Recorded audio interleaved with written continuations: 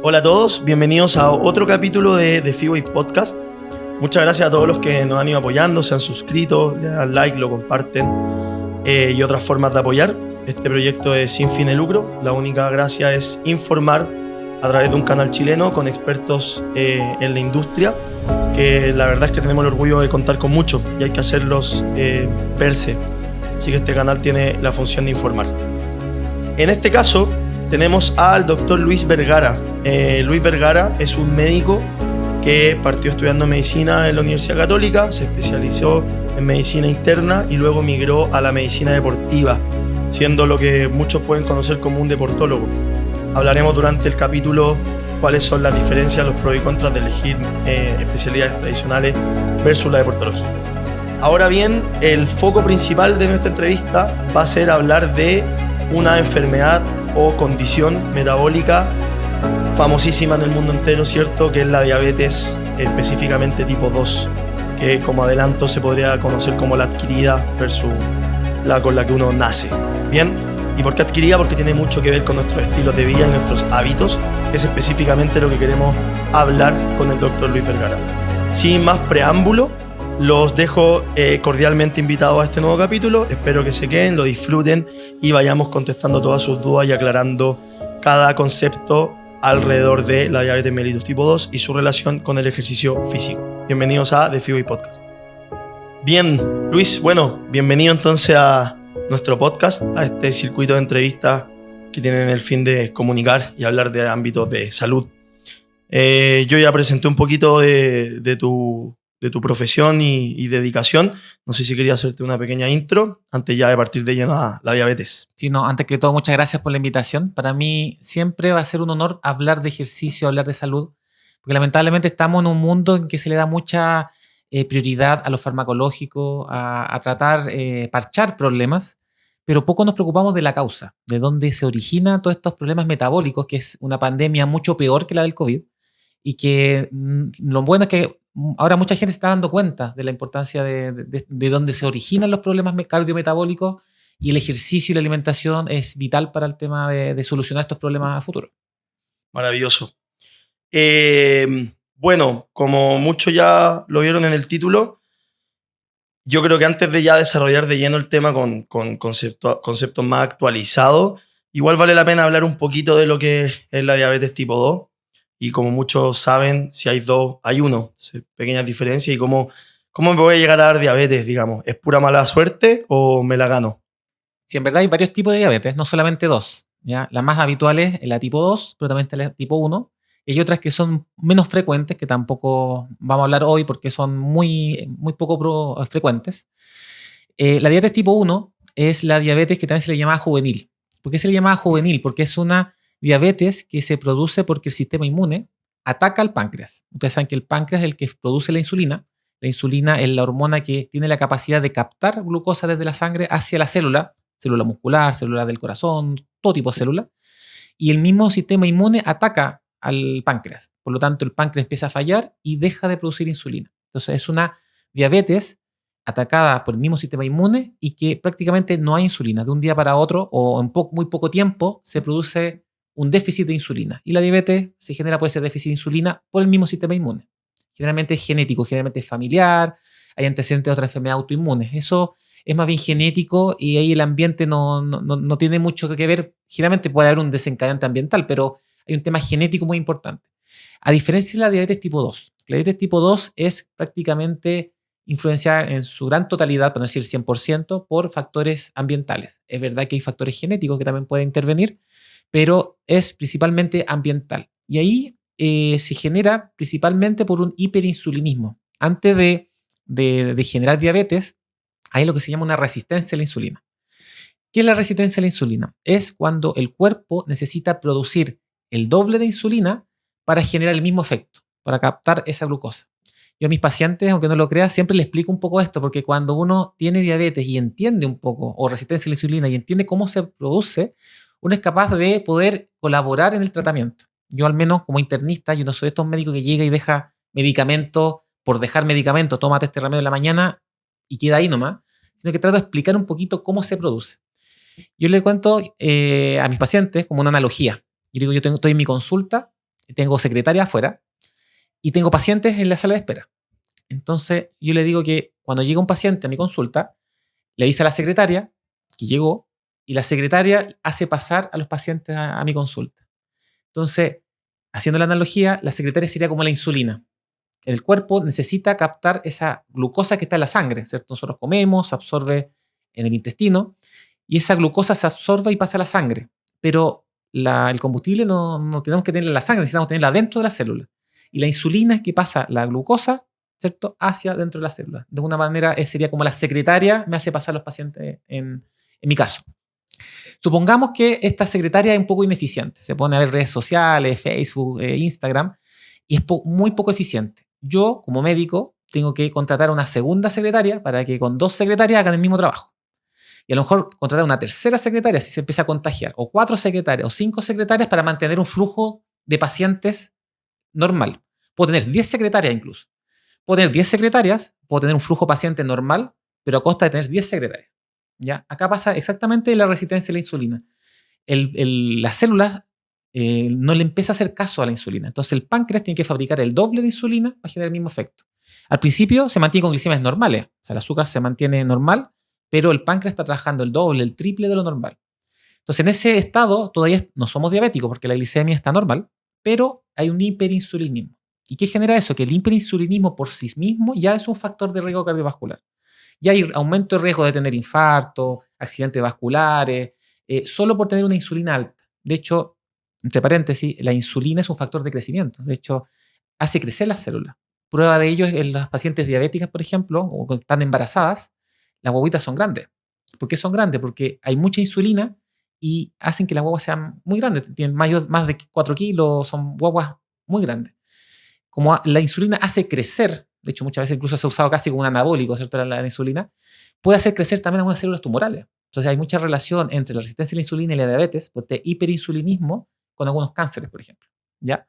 Entonces, como tenemos mucha hiperinsulinemia, eso se debe a que el páncreas está trabajando el doble, pero llega un momento que el páncreas se cansa. Dice, estoy trabajando el doble, estoy haciendo mucha insulina, y ahí es donde el páncreas de un día para otro dice, ya, me cansé, me boto a huelga, dejo de producir tanta insulina y deja de producir insulina. Y ahí es donde aparece la diabetes.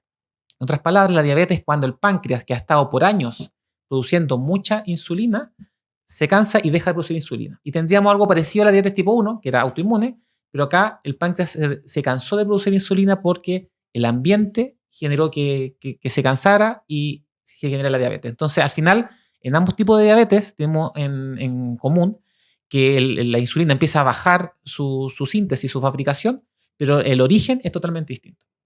Perfecto. Oye, creo que en mis años de estudio nunca haya recibido una respuesta tan clara y con ese toque coloquial que a muchos les sirve para entenderlo. Mencionaste que el páncreas dice, llevo mucho tiempo produciendo el doble de insulina y me cansé, me voy a huelga. ¿Cuánto tiempo es esa cantidad? O sea, ¿cuánto tiempo puedo estar sobrecargando este sistema hasta que ya se aburre y se hace resistente? Eso es muy variable y probablemente ahí hay un componente genético. Hay pacientes que llevan muchos años, incluso puede que a lo mejor vivan toda su vida con una resistencia a la insulina, con mucha insulina y no genere problemas. Hay otros que duran mucho menos. Ahí probablemente también influyen factores genéticos, factores ambientales también de la alimentación. No todo tipo de alimentación, teniendo todo en común una mala alimentación, no todas es tan mala, unos son peores que otras, por así decirlo. Hay otros factores también, por ejemplo, el tabaco, el sedentarismo por sí solo. Siempre se asocia a la obesidad con sedentarismo. Pero hay personas que no necesariamente tienen las dos condiciones. Entonces, son la suma de factores que van haciendo que cuando se va a decretar la insulina en un paciente antes versus uno después. Ok, queda claro. Y bueno, esta sobrecarga de esta hiperinsulinemia es la necesidad de pasar y pasar glucosa, pero necesito más secretaria, etc. Y esto sería comiendo ingredientes altos en azúcares o comiendo mal, ¿cierto? ¿Cuánto aporta el no moverse? O sea, el no pedirle a esa insulina que capte glucosa. Importa mucho porque hay dos cosas. Uno, el tema de la alimentación, lo que yo como. Pero por otra parte, se va produciendo con el mismo sedentarismo, los malos hábitos de alimentación, que la célula, en este caso, tomemos como ejemplo la célula muscular, empieza a funcionar mal, genera a producir una mala función metabólica. Y eso yo siempre lo llevo a lo más como lo más específico donde está el problema, de donde surge el problema de la diabetes, que es la mitocondria. La mitocondria, todos sabemos que es el lugar de la célula donde se quema, donde se produce el metabolismo, donde se producen los ATPs, que es la energía que produce, que nos mantiene vivos, de hecho. Una persona que es sedentaria, hay que pensar que es una persona que no está ocupando el motor, ¿cierto? No está ocupando esta mitocondria. Como no lo ocupa, es un motor poco eficiente. ¿Cómo solo lo notamos? Generalmente la gente que no ocupa la mitocondria, que es sedentaria, anda cansada, anda lenta, no se siente bien. A mí muchos pacientes me van a ver, doctor, me siento cansado, no tengo energía, y tú le pides examen y están todos normales. Claro, porque el problema no está en los exámenes, el problema está a nivel celular, muy ahí chiquitito, que es la mitocondria, que es una mitocondria que es poco eficiente. Una mitocondria que es eficiente es capaz de alternar como sustrato energético las grasas con los hidratos de carbono. Y es capaz de modular muy eficientemente el paso de uno con otro. Una mitocondria que no está preparada, que no hace ejercicio, que es sedentaria, es una mitocondria muy poco eficiente. Y eso hace que funcione mal. ¿Cómo solo lo notamos? La mitocondria, ustedes saben que genera lo que es la represión celular, o sea, toma los ácidos grasos, ¿cierto? Y genera la energía. Pero una mitocondria que no funciona bien empieza a tomar los hidratos de carbono, ¿ya? Y eso genera que el metabolismo es mucho menos eficiente. Ustedes saben que cuando uno toma los lípidos, la respiración celular produce mucho más ATP que uno cuando hace metabolismo por hidrato de carbono. Pero el problema es que si juntamos con lo que hablamos recién, que la célula le cuesta captar estos hidratos de carbono, genera todo un desbalance a nivel mitocondrial. Por eso es vital no solamente incluir menos alimentos con hidrato de carbono, ¿cierto? No suspender completamente, pero sí controlarlo, sino que hacer esta mitocondria mucho más eficiente. Y ahí es por eso que la alimentación sí o sí tiene que ser complemento con el ejercicio. El ejercicio es vital porque ahí vamos haciendo que no solamente que haya más mitocondrias, que multipliquemos la mitocondria, sino que la hagamos más eficiente. Entonces ahí hay una suma de factores que no es que uno sea mejor que otro, sino que son complementos y ambos influyen en la generación de esta enfermedad. La primera línea de tratamiento, ¿te importaría más su hábito de alimentación o su hábito de movimiento y ejercicio? Yo haría ambas cosas. Yo partiría por movernos. Ya. Porque es lo que más cuesta. Es verdad que hay personas que le gusta moverse, le gusta hacer cosas, pero hay mucha gente que está sedentaria, que no se mueve. Y pasa algo muy, probablemente tú lo has notado, que una persona cuando empieza a hacer ejercicio, empieza a activar sus músculos, se empieza a sentir bien y genera un cambio de hábitos automáticamente en otras áreas. Empieza a comer mejor, empieza a descansar mejor, se preocupa de las horas de sueño, se preocupa de una buena recuperación, deja de fumar si es que fumaban previamente. Entonces, la gracia que tiene el ejercicio por sí solo es que motiva, genera bienestar. El sentirte bien, tú notas efecto, notas que está haciendo efecto más allá de lo físico, o sea, de lo estético. Se sienten bien y eso hace que uno busque más bienestar. Entonces, dejas de fumar, duermes mejor, duermes más horas, te preocupas de tu bienestar mental, buscas momentos de relajación, mindfulness, todo este tema más holístico. Y la alimentación es parte de esto. A diferencia cuando yo solamente me preocupo de la alimentación. Hay mucha gente que es muy preocupada de la alimentación. Un extremo sería los trastornos alimentarios, en que la gente deja de comer, que obviamente no es sano, pero no siempre un cambio de alimentación va a generar un cambio de hábito con el ejercicio. Al revés, no siempre ocurre. Sería ideal hacerlo, pero cuesta mucho hacerlo al revés. Por eso yo trato, ojalá, que el ejercicio sea uno de los pilares del cambio de hábito, sabiendo que son complementos, pero que partan por ahí, porque genera otros cambios a nivel más integral, más global. Clarísimo. Muy bien. Oye, y bueno, justo venía eso, el ejercicio en la diabetes. Después se va a hablar de cardio versus fuerza, cardio en términos aeróbico, cardiovascular versus levantar pesos, pero hablamos un poco de salir del sedentarismo. Ahora, a nivel metabólico, ¿qué significa que el contraer mi músculo o aumentar mi fuerza cardíaca? No sé cuál aporta más, lo vamos a dejar en suspenso.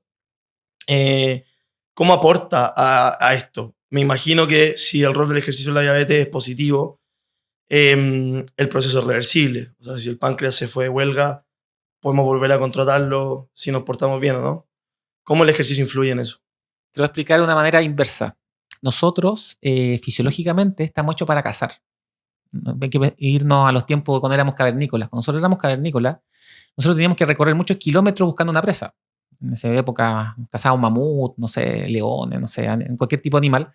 Pero la presa no estaba al lado de la cueva donde vivíamos. Teníamos que caminar, incluso correr muchos kilómetros buscando la presa. Y cuando encontrábamos la presa, teníamos que tener la capacidad de captar la mayor cantidad de calorías, de nutrientes, de proteínas, de lípidos, todo lo que nosotros comíamos, de manera rápida, porque no sabíamos, nuestro cuerpo no sabía cuándo íbamos a encontrar la próxima presa. Entonces, ahí, ¿qué es lo que generó? Que el cuerpo se acostumbrara a generar mucha insulina. Como hablamos recién, la insulina trata de captar glucosa. Entonces, los cavernícolas en ese tiempo, los hombres primitivos, se adaptó para tener mucha insulina, para tratar de, cuando nosotros tuviéramos que comer, captar la mayor cantidad de nutrientes posible, y cuando nosotros no tuviéramos que comer, o sea, periodos de ayuno muy prolongados, tratáramos de perder la menor cantidad de grasa posible. Y nos fuimos adaptando a eso. De hecho, los hombres en esa época que no lograban esa adaptación morían de hambre. Y hubo una especie de selección natural en que favorecía la resistencia a la insulina. Por eso, los que tenemos nosotros descendencia de pueblos originarios, mapuche o distintos, o americanos en general, tenemos más índice de resistencia a la insulina versus los que son europeos, por ejemplo, que tienen menos esa capacidad genética, ¿cierto?, de esos tiempos. ¿Cuál es el problema ahora? Que nosotros sobrevivimos a eso, ¿cierto? Los que sobrevivimos tenemos mucha capacidad de secretar insulina, pero la comida no llega a la casa. Ni siquiera vamos a comprarla, te llamamos una aplicación, nos llega a la casa, no nos movemos, nos llega la pizza, nos llega el sándwich, que además que tampoco es comida muy saludable, pero tenemos todavía esa insulina. Entonces tenemos esa insulina que capta mucha energía, mucha glucosa, mucha grasa, pero no la quemamos porque nos vamos a cazar. Entonces, llevándole un poco a tu pregunta, el ejercicio es como volver a cazar. El ejercicio es activar esos músculos, es empezar a quemar toda esa grasa que tenemos almacenada.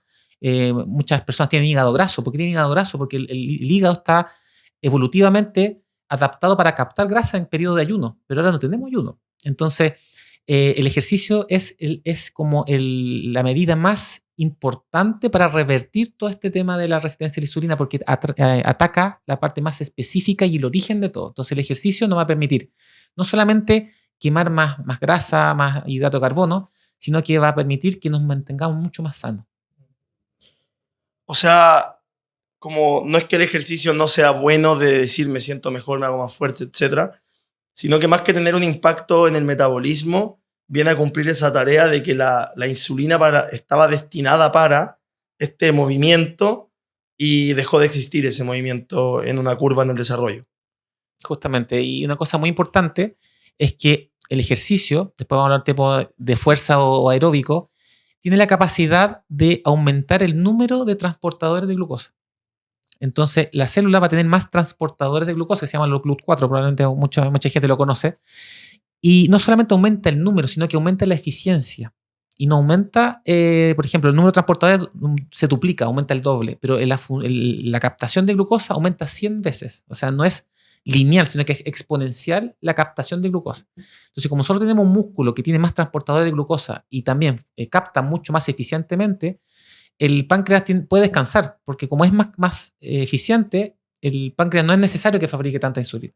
Dice, ya no es tan necesario, entonces puedo descansar un poco. Entonces, el ejercicio es una manera para que el páncreas descanse, y como el páncreas descansa, se va regenerando y vamos revirtiendo un poco. El mensaje que yo creo que entreguemos es que el ejercicio y una buena alimentación puede no solamente detener este recorrido hacia la diabetes, sino que lo puede revertir. Y eso es lo importante, que hay una esperanza en gente que lo tiene de poder revertirlo, y no con medicamentos, sino con hábitos de vida saludable. Perfecto. O sea que estos GLUT4 serían como las puertas por donde tus secretarias están haciendo pasar a los pacientes, y para que no haya fila, los puedo hacer pasar todo al mismo tiempo. El ejercicio tiene una acción muy importante, que como el músculo cuando está activo necesita mucha energía, necesita captar mucho hidrato de carbono. Tanto que ni siquiera necesita los GLUT4, entran de manera directa. Es como yo digo a mis pacientes, como que yo abro la puerta y que los pacientes entren directo, se saltan las secretarias.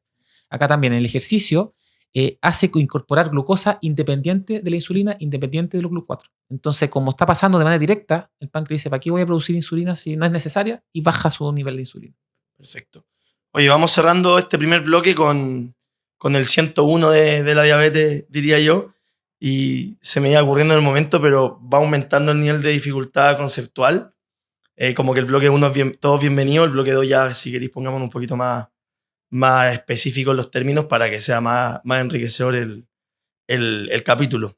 Porque sí siento que estamos al debe de algunas, por ejemplo, GLUT4, transportadora, y yo creo que hay algunos que se quedan un poco cortos, pero lo podemos simplificar y que se entienda y llegue. Así que vamos a un pequeño corte y vamos al bloque 2, que es cómo intervenir en la diabetes.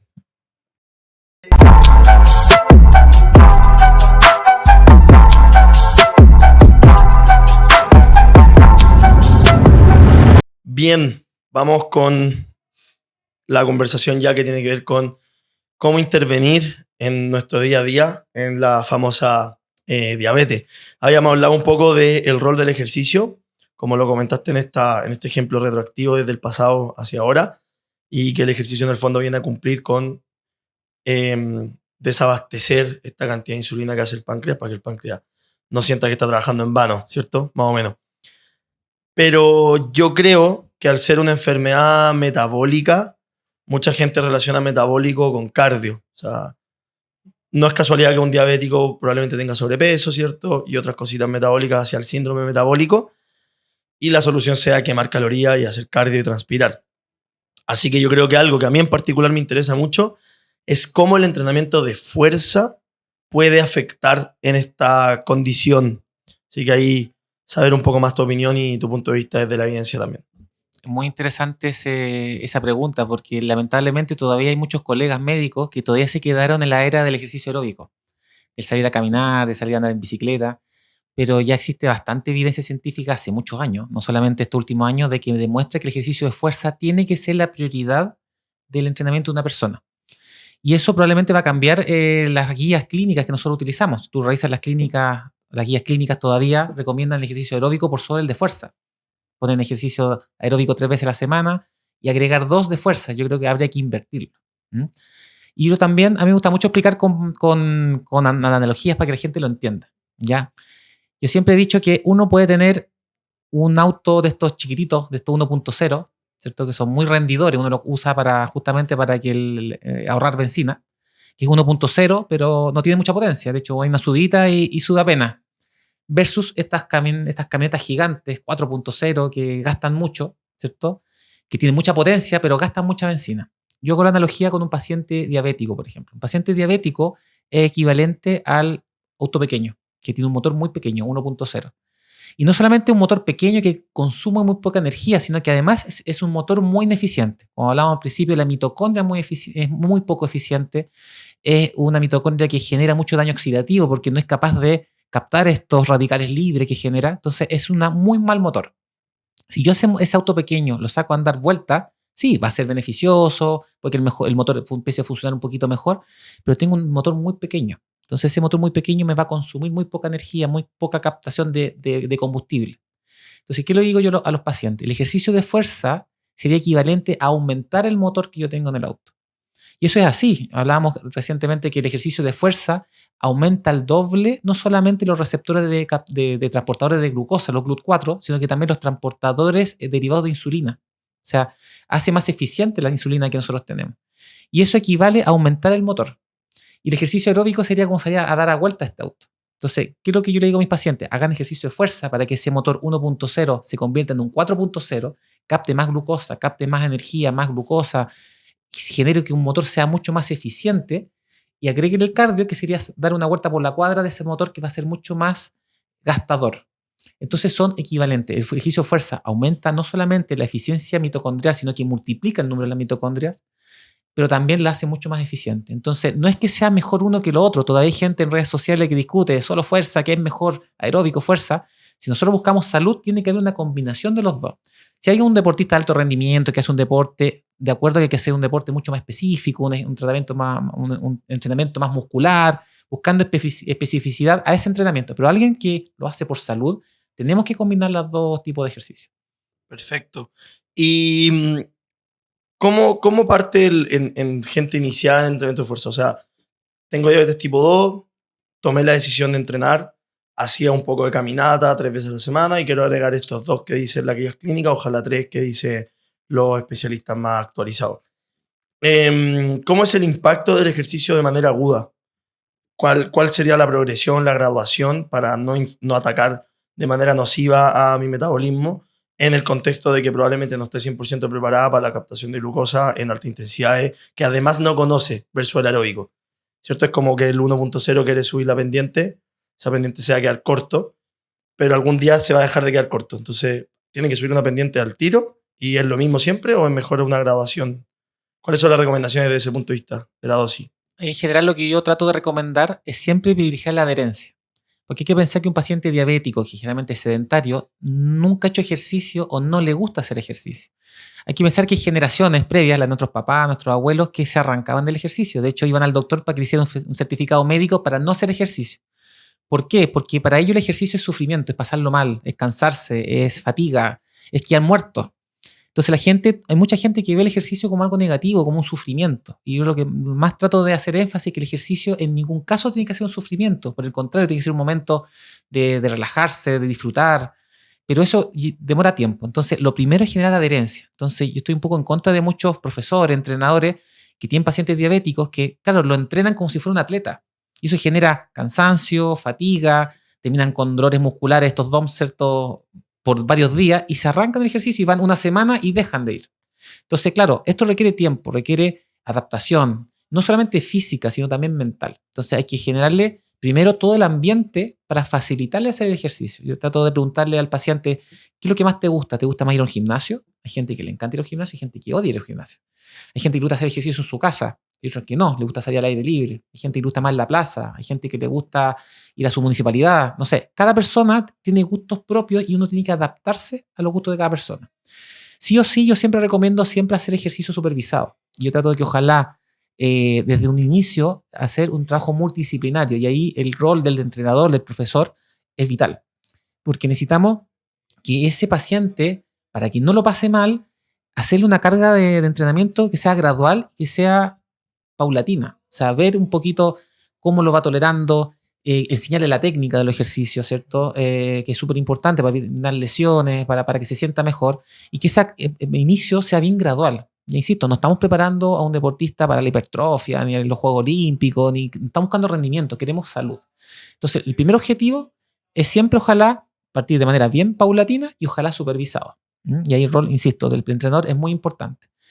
A medida que ese paciente le empieza a encontrar el gustito, se empieza a sentir más liviano, duerme mejor en las noches, bota atención, ahí un poco empezamos a exigirlo, porque claro, necesitamos exigir ese motor, necesitamos exigir esa mitocondria, necesitamos aumentar las cargas, pero una vez que el paciente ya se siente cómodo, ya le gusta, y ahí uno puede empezar a ir progresando paulatinamente, pero ya lo tenemos atrapado, ya lo tenemos ya un poco enviciado con el tema del ejercicio. Y ahí uno puede hacer una pauta de entrenamiento un poquito más tradicional, pero lo primero siempre es generar la adherencia para que se mantenga en el programa. Y si esta persona, podemos consensuar, alguna vez fue atlética y experimentó el entrenamiento de fuerza cercano al fallo muscular, movimientos tradicionales, ¿cierto? Como press banca, sentadilla, toda la parte más de fierrera, y vuelve, pero tiene esta condición, podría haber un efecto adverso de que de golpe llegue a SRM o cercanía al fallo en términos metabólicos. Porque una cosa es la adherencia para que lo capte de buena forma en términos de su hábito de vida, ¿cierto? Y lo haga constantemente, que es lo que importa. Pero a nivel metabólico, ¿hay un impacto de generar una tensión muscular extrema de golpe? Teóricamente, si ya estaba previamente entrenado, no habría ningún problema. Pero, que esto es muy importante, que un paciente que tiene resistencia a la insulina, que es diabético, ya tiene factores de riesgo cardiovascular. Entonces, ahí sí o sí tenemos que hacer una evaluación para saber si su sistema cardiovascular es capaz de resistir esa carga de entrenamiento. En otras palabras, ahí es la importancia del chequeo médico preparticipativo. Eso es muy importante. Un paciente que es diabético es igual a que tiene un riesgo cardiovascular alto. Tú sabes que un paciente diabético tiene el mismo riesgo cardiovascular de un paciente que ya ha tenido un infarto. O sea, tiene una mortalidad que es mucho mayor a una persona que no es diabética. Entonces ahí, antes de partir cualquier tipo de ejercicio, lo importante es que se haga una evaluación médica, se haga un test de esfuerzo, haga un test de isquemia, a ver si ese corazón es capaz de perfundir ese corazón a una intensidad muy alta. Y ahí recién uno puede empezar a hacer una rutina de ejercicio de más alta intensidad, ya sea de fuerza o aeróbico. Un paciente que ha sido previamente entrenado, a lo mejor perfectamente puede hacer un HIIT de tema aeróbico de alta intensidad. Muchos de estos pacientes tienen problemas de tiempo, entonces el HIIT calza perfecto. Un poquito tiempo, alta intensidad, previamente entrenado, andaría muscularmente, metabólicamente muy bien.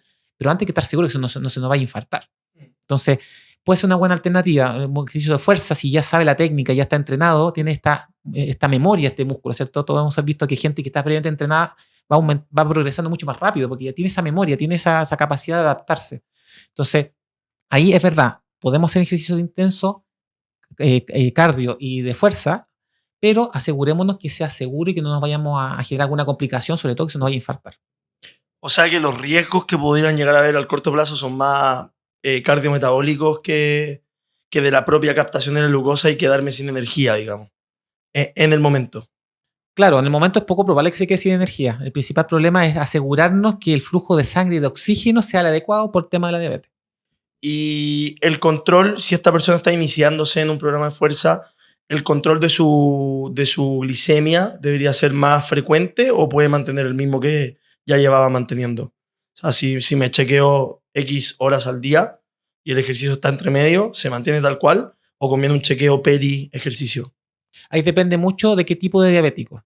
Ya. Es distinto cuando una persona es resistente a la insulina, cuando es diabético no insulino requiriente o cuando ya es un diabético insulino requiriente. Son totalmente distintos.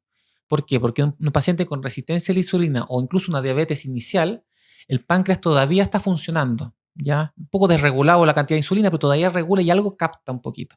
Es distinto a cuando un paciente es insulino dependiente, en que uno de manera externa se administra la cantidad de insulina. Entonces, un paciente que usa insulina, hay que calcular muy bien lo que está comiendo y el gasto energético que está haciendo. Y uno tiene que ir ajustando la cantidad de insulina dependiendo del ejercicio que está haciendo. Y no es tan fácil. Por ejemplo, un ejercicio de muy alta intensidad, un HIIT, por ejemplo, aumenta la glicemia. ¿Por qué aumenta la glicemia? Porque el ejercicio de alta intensidad activa todas las hormonas de contrarregulación, la adrenalina, noradrenalina, el glucagón, que aumentan temporalmente la glicemia. El problema es que ese aumento es temporal, es mientras uno está haciendo el ejercicio de alta intensidad. Después, cuando caen los niveles de adrenalina, se genera lo contrario, puede generar una hipoglicemia, sobre todo si está usando insulina. Entonces ahí es bien importante un paciente que usa insulina, que se conozca, que se mida la glicemia antes del ejercicio, durante, después, porque una vez que uno se va conociendo, uno ya va aprendiendo qué comer antes, qué comer durante, una colación entre medio, o bajarse un poquito los requerimientos de insulina. ¿Ya? Porque como estamos captando mucha glucosa, vamos a necesitar menos insulina. Entonces, el diabético insulino dependiente requiere un control mucho más estricto que un paciente que no usa insulina. Ah, mira, qué interesante esa parte de, como el ejemplo del HIIT, de la regulación como casi una regulación en vivo, porque puedo haberle dado una insulina que aparentemente estaba correcta, pero claro, el HIIT hizo que me hiciera una hipoglicemia como en el momento nomás, indirecta, y mi insulina va a hacer que sea más hipoglicemia todavía. Claro, es muy, muy interesante eso porque genera cambios muy agudos. Entonces, un paciente con una dieta mal controlada, le hacemos HIIT, esa glicemia se nos va a aumentar al doble. Entonces, eso puede generar complicaciones en una diabetes que no está bien controlada. Un poco obvio, pero la primera recomendación de un diabético es que si va a empezar a hacer ejercicio, que tenga un control de su diabetes, o sea, que esté bien ajustado su medicamento, tenga control con su médico tratante. No podemos un diabético descompensado meterlo a hacer ejercicio porque no sabemos en qué condición está y pueden haber complicaciones. O sea que ahí la interdisciplina podría ser lo óptimo. Que haya comunicación entre el médico cabecera quizá y el entrenador. Por último, en los primeros pasos hasta que esta persona sea más autodidacta con su control. Ahí es clave lo que hablábamos al principio del manejo multidisciplinario. Acá tenemos que tener una coordinación entre el médico de cabecera, que idealmente, bueno, generalmente muchos están con su diabetólogo, que es su especialista, pero no todos tienen acceso a un diabetólogo. Y ahí el médico del deporte es una muy buena opción como médico de cabecera, porque hay que tener una comunicación entre el médico, nutricionista, el entrenador, ¿cierto? Que lamentablemente no hay mucha conexión, ¿cierto? Yo trabajo mucho en equipo con distintos entrenadores y yo hablo con ellos. ¿Cómo lo has encontrado? ¿Qué tipo de ejercicio le estás haciendo?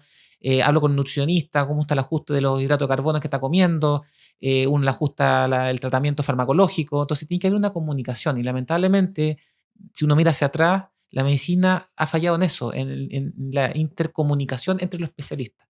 Y ahí la medicina del deporte, la ventaja que tiene es que necesita sí o sí un manejo multidisciplinario. Perfecto. No, queda clarísimo. Em, Hay dos tópicos importantes en este bloque. No sé si nos van a caer los dos, pero vamos a partir por uno y ya en el último bloque abarcarlo. Que es ayuno y pacientes diabéticos. Yo creo que hay dos ayunos. O sea, el que entrena sin desayunar o el que hace ayuno intermitente y quizá hay una porción de su día donde no está consumiendo alimento, per se hidratos de carbono probablemente. Así que podemos desarrollar esta pregunta antes de irnos a un corte y luego desarrollamos las otras dos, como el ayuno y los diabéticos. Lo primero que hay que considerar es distinto conceptualmente el entrenar en ayunas que entrenar sin desayuno. Eso es bien interesante. Y lo otro que también hay que pensar es cuál es el objetivo del entrenamiento. Si es un objetivo de rendimiento, o sea, alto rendimiento, competencia, o queremos salud. ¿Por qué lo menciono? Porque si cuando uno entrena sin desayuno, ¿cierto? Es decir, la última comida es la noche de la noche anterior, uno realmente no está en ayunas propiamente tal. ¿Por qué no estamos en ayunas? Porque nuestros músculos están con glucógeno, están con hidratos de carbono almacenados de las comidas del día anterior. Entonces, no nos va a bajar la glicemia al entrenar sin desayuno porque tenemos repósitos de energía por lo menos 1 hora, 1 hora y media, incluso hasta 2 horas de entrenamiento, dependiendo de la intensidad. Más intenso, menos nos dura la energía. Entonces, uno perfectamente puede salir a hacer un entrenamiento no tan intenso, sin desayuno, y no nos va a generar ninguna consecuencia porque tenemos los depósitos de combustible llenos. Si nosotros quisiéramos entrenar con baja disponibilidad de hidrato de carbono, es decir, con poca glucosa en general, deberíamos no solamente no desayunar, sino que el día anterior hacer una dieta baja de hidrato de carbono para entrenar sin los depósitos, con el estanque vacío. Y ahí en general se ocupa, pero se ocupa más en el alto rendimiento, cuando yo quiero generar adaptaciones para el rendimiento, para que esa célula se adapte a usar cuerpos cetónicos, las grasas como sustrato energético, no solamente los hidratos de carbono, pero eso se usa más al alto rendimiento. Pero cuando es salud no tiene mucho sentido. Ya no tiene mucho sentido porque no estamos buscando rendimiento. Ahí en general, un paciente diabético que va a hacer ejercicio por salud, lo recomendado es que tome desayuno liviano, ¿cierto? Para que pueda rendir, ¿cierto? Hay que recordar que los hidratos de carbono son los que nos dan el rendimiento. Entonces, perfectamente puede tomar un desayuno liviano, pero si entrena muy temprano y le desacomoda el poder entrenar con el estómago lleno, ¿cierto? A lo mejor puede no tomar desayuno, pero sí que la noche anterior tenga una dieta normal de hidrato de carbono para que las reservas estén llenas. Ahora, ¿qué pasa con el ayuno intermitente? Que uno pasa muchas horas sin comer. Ahí más o menos lo mismo. ¿Cuál es el objetivo? ¿Es salud o es rendimiento? Si nosotros queremos rendimiento, sí o sí, antes del entrenamiento tenemos que tener hidrato de carbono. Entonces, tenemos que romper ese ayuno con hidrato de carbono si queremos rendir en ese entrenamiento. Ahora, un deportista diabético no quiere buscar rendimiento. Entonces, perfectamente a lo mejor podría entrenar con un ayuno intermitente, pero sabiendo que el rendimiento no va a ser el más óptimo, sino que ahí vamos a tener un enfoque mucho más salud más que rendimiento. Perfecto.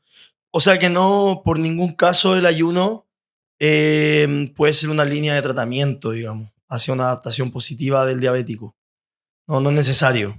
El ayuno intermitente es una herramienta más para un grupo de personas que les es cómodo. Hay personas que pueden hacer ayuno por mucho tiempo, hay gente que no le gusta, no le importa no tomar desayuno, y puede ser una buena alternativa porque le quedan pocas horas para comer. Entonces, esas pocas horas es menos probable que tenga esa ganancia de calorías para aumentar de peso.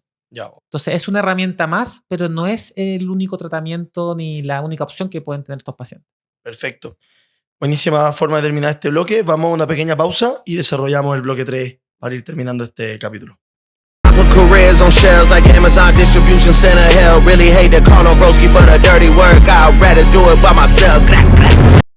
Bien, vamos por un tercer bloque. La cosa está entretenida, así que si nos alargamos un cuarto, ahí vamos viendo. Pero quedaron 2 preguntas en el tintero del desarrollo del impacto del ejercicio en la diabetes. Pero algo que no se ha tocado, y obviamente hay que hablarlo, son los medicamentos, ¿cierto? ¿Siguen habiendo medicamentos de base en estos pacientes? O sea, cuando te llega un paciente y hay que hacerle un sistema de tratamiento que obviamente incluye el ejercicio y los hábitos, ¿siempre hay un medicamento al principio? A veces no, a veces sí, o por ningún motivo hoy en día. ¿Cuál es tu punto de vista y propuesta? Medicamentos existen muchos, y ahí cuando uno comienza a usar medicamentos ya depende ya un poco, dentro de cierto rango, del criterio del médico. Ya estamos hablando de inicios de la diabetes o resistencia a la insulina. Porque cuando hay un diabético ya avanzado, no hay duda que hay que partir un tratamiento farmacológico. Los fármacos siempre son una herramienta muy importante, pero donde nosotros metemos los hábitos de vida saludable, el ejercicio y la alimentación, ahí es donde va el tema del criterio. El medicamento más utilizado por muchos años es la metformina. La metformina es como el medicamento de base de todo paciente diabético y también con resistencia a la insulina. Se ocupa mucho. Pero, por ejemplo, ustedes saben que el ejercicio y la alimentación es el doble de eficiente que la metformina para que un diabético, para que un resistencia a la insulina sea diabético. O sea, en otras palabras, el ejercicio y la alimentación es el doble de efectivo para evitar ser diabético. Pero eso mucha gente no lo sabe. Sabe que a lo mejor la metformina me va a bajar el riesgo, pero el ejercicio es el doble de eficiente. Entonces ahí va el criterio. Yo, en lo personal, cuando estamos con resistencia a la insulina o etapas iniciales, yo trato de que el tratamiento de base sea el ejercicio y la alimentación. ¿Por qué? Porque es el doble de eficiente y es algo que me va a durar durante toda la vida. El medicamento, la ventaja que tiene es que es muy fácil. Es mucho más fácil tomarse una pastilla que ir al gimnasio, salir a correr, hacer pesas, hacer ejercicio, que moverse. Entonces mucha gente busca el remedio rápido. Estamos en una cultura de lo inmediato, ¿cierto? Es mucho más fácil tomarse una pastilla, pincharse un medicamento, que hacer el ejercicio. Entonces, en general, sí, los medicamentos son una herramienta, muchas veces son necesarios y son muy necesarios, pero también tenemos herramientas que son mucho más poderosas. Entonces, tenemos que tratar de incorporar estas herramientas, no muy incorporadas por muchos médicos, que igual o incluso más poderosas que los tratamientos farmacológicos. Y se podría considerar porque igual genera un bienestar agudo en el paciente. O sea, yo creo que nos vemos un viernes y el lunes ya te sientas un poco mejor en términos metabólicos y que esto pudiera aportar a la adherencia de su programa de ejercicio y toda la parte que quizás no quiere hacer. Probablemente hay muchos medicamentos que son rápidos. Yo siempre digo a mis pacientes, los principales beneficios del ejercicio no se ven en un espejo. O sea, si tú haces ejercicio hoy, tú te vas a ver al espejo y vas a ser el mismo. No te vas a ver ni más flaco, ni más gordo, ni más bonito, ni más feo. Pero metabólicamente hay un efecto que es invisible al espejo. Y eso muchos pacientes no lo notan. No lo notan de manera inmediata. Entonces, por eso muchos pacientes que no les gusta hacer ejercicio buscan lo inmediato. Y lo inmediato a lo mejor es tomarse una pastilla, pincharse algún medicamento, notan saciedad, notan que comen menos y lo notan en su cuerpo. Notan que empiezan a bajar 1 centímetro de su cintura y ven un efecto muy rápido y esa inmediatez, ¿cierto? Hablamos que estamos en la sociedad de lo inmediato, les gusta y empiezan a caer en eso de ver efectos de manera rápida. Pero lamentablemente son efectos que no se sostienen en el tiempo, a no ser que lo ocupes toda la vida, pero no genera cambios de hábito. Entonces basta que tú, por alguna razón, dejes de encontrar medicamento, no tengas problema económico para comprarlo, no lo encuentres, y tú descontinúas el medicamento y el rebote viene sí o sí porque tú vas a seguir comiendo como antes, vas a seguir inactivo como siempre. Entonces no es la solución de base. ¿Es una herramienta? Sí. ¿Es útil? Sin duda que es útil, pero no es la solución definitiva para generar que este cambio de hábito sea perdurable. Perfecto, clarísimo. Bueno, un medicamento que está más o menos de moda, como le queramos llamar, pero Ozempic, ¿cierto? Se puede encontrar en farmacia, ¿cierto? Que se inyecta subcutáneo. Y como te comentaba ahí en el corte, me han llegado muchos comentarios de su uso o de su recomendación o qué opino, pero lo que más me sorprende es el fácil acceso que tiene. O sea, conseguirse una orden médica, ir a la farmacia y se compra.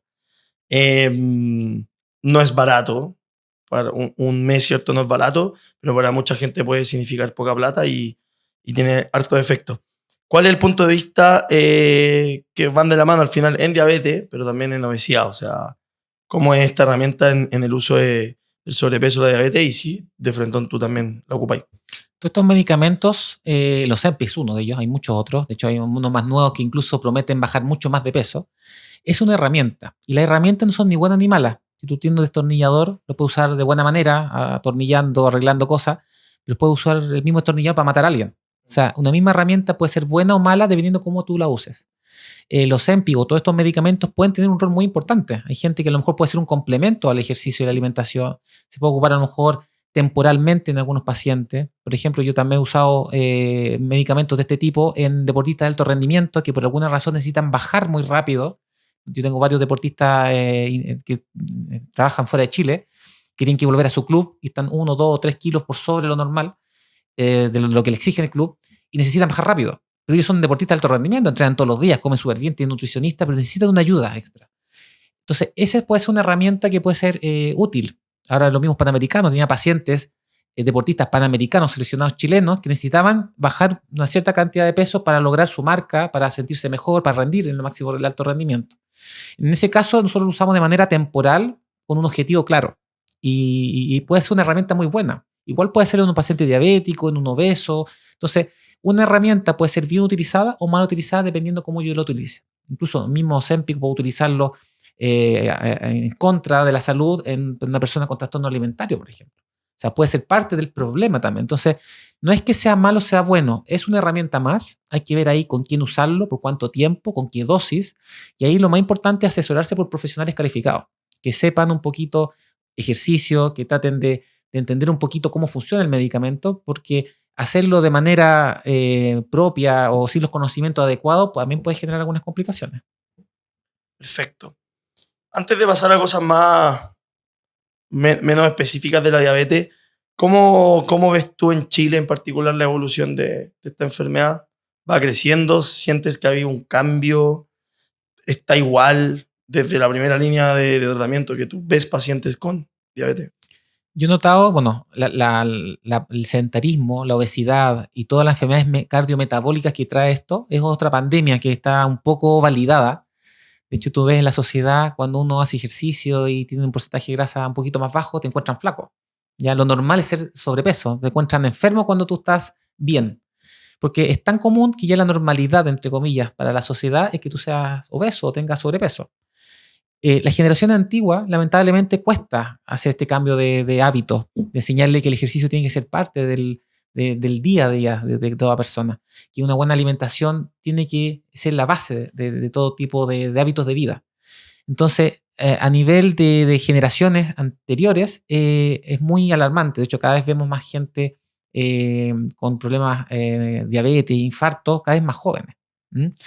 También es alarmante ver un porcentaje de niños que están con sobrepeso, que están con obesidad y que lamentablemente cuando sean adultos van a tener todas estas enfermedades crónicas. Y uno ve que los papás son obesos, los papás son sedentarios. Entonces es algo que se transmite a los hijos, a la descendencia.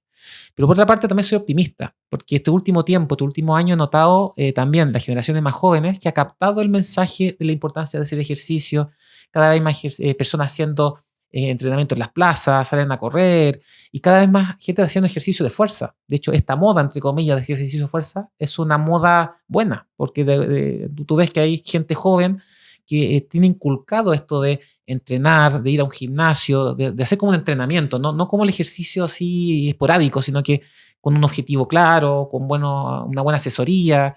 Entonces, sí, hay un problema grave, pero yo trato de ver el lado positivo. Yo creo que hay que tratar de fomentar, sobre todo a las nuevas generaciones, de que el ejercicio y una buena alimentación es la clave para tener un bienestar a futuro. Qué buen punto tocaste ahí, porque, bueno, como muchos saben, yo me dedico muchas veces a hablar con clientes interesados en meterse a nuestro gimnasio, así como hay otros gimnasios del mismo estilo. Y claro, tratamos de conceptualizar el que esto es un poquito más que recreacional.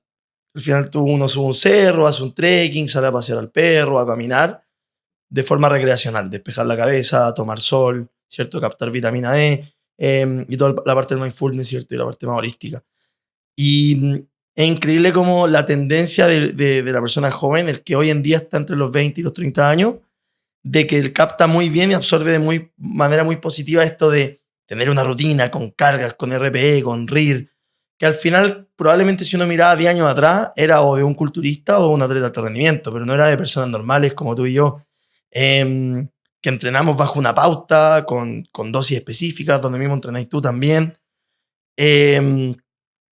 Increíble cómo se ha vuelto mucho más profesional el integrar el ejercicio en el día a día. O sea, ya no es solamente pasear y nosotros mismos vemos sacar a pasear al perro o hacer un trekking como un extra nomás. Está lejos de ser, entrené. Para nosotros eso fue un paseo, salir a jugar, ¿cierto? Y creo que hay gente que sale al extremo. O sea, si me invitan a jugar pádel, también lo considero ir a jugar. No lo considero ejercicio. Pero al final es mucho ejercicio y mucha gente sin tanta formación termina lesionada por culpa de eso. Es muy interesante porque yo lo veo en la consulta. Muchos vienen los papás con los hijos de 15 años, 16 años, que me los traen y dicen, doctor, traigo a mi hijo para que le diga que está entrenando mucho, está entrenando 3 veces a la semana y está comiendo muchas proteínas. Dígale que es malo. Entonces yo tengo que decir, a ver, disculpe, pero no está haciendo lo correcto, está entrenando fuerza, está consumiendo la cantidad de proteínas que necesita, está usando creatina que en ningún caso va a ser perjudicial a su salud. Entonces el cambio de mentalidad es hacia el papá, que tiene la generación antigua que que veían el ejercicio como algo extra programático. Todavía hay gente que ve el ejercicio como si queda tiempo en la tarde salgo, si me dan ganas salgo. No, el ejercicio tiene que ser parte programático, no extra programático de toda persona y de toda persona. Entonces, si yo entreno de 7 a 8 de la mañana, ese horario es fijo, es sagrado. Yo no pongo otros labores en ese momento. O sea, igual como yo tengo una reunión de 7 a 8 y es inamovible, ese momento que yo entreno todos los días o 3 veces a la semana o lo que sea, tiene que ser algo fijo en el horario. Si yo lo meto como algo extra programático, claro, estoy cansado, nace otro panorama y adiós ejercicio. No, acá el ejercicio tiene que estar dentro de la rutina, tal como tú te levantas, te duchas, tomas desayuno y vas a trabajar, tiene que estar el ejercicio, pero algo que sea inamovible. Y ese cambio cultural, el que yo tengo esperanza que las nuevas generaciones lo tengan, porque las generaciones anteriores nunca lo tuvieron. Claro. Sí, como que... Y ha sido brusco el cambio, porque si yo miro hace 3 años, la propia pandemia, tengo un hermano que está justo en esa edad, o sea, ahora tiene 15, o sea, tenía 12, y claro, yo decía, está perdido entre los juegos de Play, la tele, el computador y el sedentarismo, pero gran parte es del otro lado, que gracias al Instagram tienen tips de que la creatina, que 5 gramos diarios, que la proteína, claro, quizás no gramos, pero dice la pechuga de pollo o la palma de tu mano, y entrenamiento de fuerza, mínimo 8 repeticiones si queréis crecer, y cerca del fallo. Y tienen como ese starter pack intuitivo en su ADN, porque tienen las redes sociales para absorber ese conocimiento, y en sus cuerpos está el decir, quiero pertenecer a la nueva tendencia.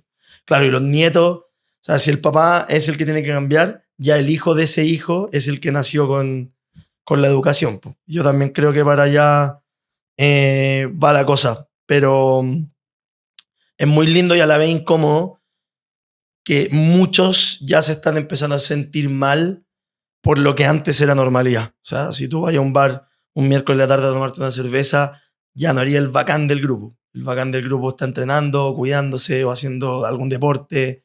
Que claro, es un cambio un poco chocante porque muchos quedan fuera, pero tiene que ser así la cosa. Por algo estamos acá. Tengo que contagiar al resto. Sí. Ya, yo por eso trato de motivar a mi familia, a mi amigo. Yo mismo uso mi cuenta de Instagram y me muestro haciendo ejercicio, pero no me muestro para hacer ejercicio para mostrar que tengo músculo, que levanto X cantidad de peso. No, es para motivar, para que la gente que está ahí en la casa tirado mirando el Instagram se pregunte por qué no estoy ahí, por qué no me estoy moviendo. Entonces yo a veces pongo en mi historia, bueno, estoy terminando de correr, o sea, X kilómetros, hice fuerza, y tú no tienes tiempo. O sea, si no tienes tiempo, ¿por qué estás mirando esta historia? O sea, si estás viendo esta historia es que tienes tiempo, si no, no estarías viendo. Entonces, tira el celular y ven conmigo a hacer ejercicio. Entonces, trato un poco de motivar con la misma herramienta que te está demostrando que tienes tiempo, porque si estás con el teléfono en la mano es que tienes tiempo. Ese mismo tiempo, que sean 10 minutos, 15, lo que sea, muévete. Y muévete lo que te guste. Si te gusta pádel, bien. Si te gusta venir al gimnasio, bien. Si te gusta correr, bien. Si te gusta jugar golf, lo que sea. Pero muévete. Sí, es muy sencillo. Parte y después vemos. Bueno, diste al clavo para anclar un pequeño paréntesis antes de la última pregunta para cerrar esta parte. ¿Cuántas veces entrenáis tú, más o menos? Para que entiendan, un médico del deporte se ejercita y cómo. Sí, yo entreno fuerza 3 veces a la semana, que es solamente fuerza, y mínimo 1 a 2 veces de aeróbico. Ya, si es 1 o 2, depende mucho de la etapa del año. Yo trato de periodizar un poquito, entonces cuando estoy en una época un poquito más de déficit, que quiero bajar un poquito más la grasa, aumentar un poquito el gasto calórico, trato de salir 2 veces. Y ahí voy aumentando un poquito, cambiando el volumen de la parte aeróbica. Pero sí o sí fijo el entrenamiento de fuerza 3 veces a la semana por 1 hora, pero bien intenso, o sea, sin descanso. Vale, ¿y cuerpo completo? Y cuerpo Ataca completo. miembro superior e inferior en una sesión. Generalmente trato de hacer miembro superior e inferior lunes y viernes, y el miércoles hago solamente miembro superior. Entonces, como hago miembro superior el día miércoles, trato de correr o el martes o el jueves, que tenga las piernas más frescas, para tratar de no fatigar mucho las piernas y que no repercuta en el rendimiento de fuerza. Insisto, el ejercicio de fuerza tiene que ser la prioridad, por lo tanto, lo que yo haga externo no tiene que afectar mi rendimiento muscular. Maravilloso. Y bueno, como te decía, el ancla, justo lo que tocaste antes del contagiar, con otros invitados también médicos del deporte lo hablábamos, que era cómo se vive la medicina deportiva versus otras especialidades tradicionales. O sea, muy brevemente, para irnos al otro bloque, ¿qué te hace elegirla y cómo sentís tú que es la gratitud hacia esa especialidad en Chile? ¿Qué captación tiene? Es muy interesante porque te voy a contar un poco cómo yo elegí ser médico del deporte. ¿Mm? En verdad, a mí me gustaba mucho la medicina interna, la medicina general, ¿ya? Pero me gustaba mucho el deporte, me gustaba mucho el ejercicio, que lo tiene mucho el lado traumatológico. Pero a mí no me gusta el pabellón, el operar, el estar ahí toda una hora operando con cuchillo, con serrucho, los traumatólogos, yo siempre los molesto, que son muy carpinteros. No me gusta el pabellón, pero me gusta mucho el área deportiva. Entonces yo me acuerdo que estaba en ese dilema, hago traumatología, pero no me gusta el pabellón, o hago medicina interna, pero medicina interna en ese momento yo lo veía como muy lejano al deporte. Y me acuerdo que estaba en un gimnasio, de hecho estaba en un gimnasio pensando, ¿qué hago? Porque tenía que elegir lo electivo del último año. Entonces, ¿para dónde me voy? Y estaba en el gimnasio y dije, oye, pero ¿por qué no deporte? ¿No habrá una especialidad que tome la medicina deportiva? Y empecé a averiguar. Y no existía nada. Estamos hablando del año 2006, 2007. O sea, tú eres la primera generación de Ahí- esa terna, de los primeros Yo deportólogos. empecé a buscar si había algo. Y en ese momento lo único que existía era un médico que también trabaja en la Universidad Católica. Yo actualmente trabajo en la Católica, que era Fernando Yáñez. Fernando Yáñez fue el director de medicina deportiva por mucho tiempo en la Católica. También uno de los fundadores de METS, ¿no? Con Roberto Yáñez, que es su hermano. Y él era el cardiólogo que se dedicaba al deporte y prácticamente por muchas décadas, ni siquiera años, era el único médico del deporte en esa época. Y empecé a averiguar y me empecé a meter con él, a hacer algunos electivos. Hice en séptimo año, en mi último año de medicina, me metí a hacer medicina deportiva y empecé a conocerlo desde adentro. Y ahí dije, ¿sabes qué? Quiero hacer una especialidad que una al deporte, pero que también con la medicina interna, con las enfermedades crónicas. Quiero que los enfermos crónicos primero no sean enfermos, o sea, evitar la enfermedad. Pero si ya están enfermos, tratemos de motivarlo con el deporte. Y por eso hice medicina interna primero, esa es mi especialidad primaria. Y después, como no había la especialidad de medicina deportiva, me fui formando, sobre todo con cursos afuera. Yo estuve en Barcelona, hice ahí un máster en nutrición deportiva, y nos fuimos formando. Y los pocos médicos del deporte que tentábamos en el año 2011, 2012, nos juntamos un día, distintas universidades, y nos propusimos crear la especialidad. Y ahí nosotros fuimos la primera generación de médicos del deporte reconocidos acá en Chile, y fuimos los primeros deportólogos. Y después de esos mismos primera generación de deportólogos es que se crearon las especialidades, tanto la Universidad Mayor como la USACH, que son las actuales universidades que generan la especialidad. De alguna manera nosotros fuimos los pioneros en generar la especialidad acá en Chile y que ya lleva varias generaciones y que ahora sí ya se está reconociendo y está aumentando el número de interés por el deporte. Buenísimo. Bueno, vamos cerrando este bloque. Ya que la conversación ha sido tremenda, vamos a hacer otro bloque, pero que ya tiene que ver más con tus gustos, preferencias y palabras de cierre abiertas que queráis comentarnos.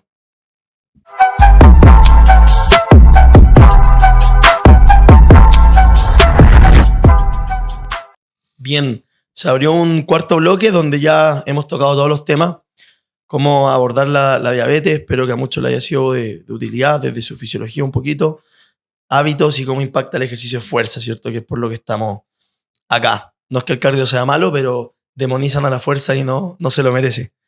Este blog está dedicado más que nada a saber un poco más de ti, de tu parte personal, de qué te inspira, qué no, y si hay alguna recomendación abierta que tú puedas hacer a la audiencia, desde documental, películas, podcast, algún libro, y después escuchar alguna experiencia que sea un aporte o pueda llegarle a alguna persona que tú consideres importante en tu carrera.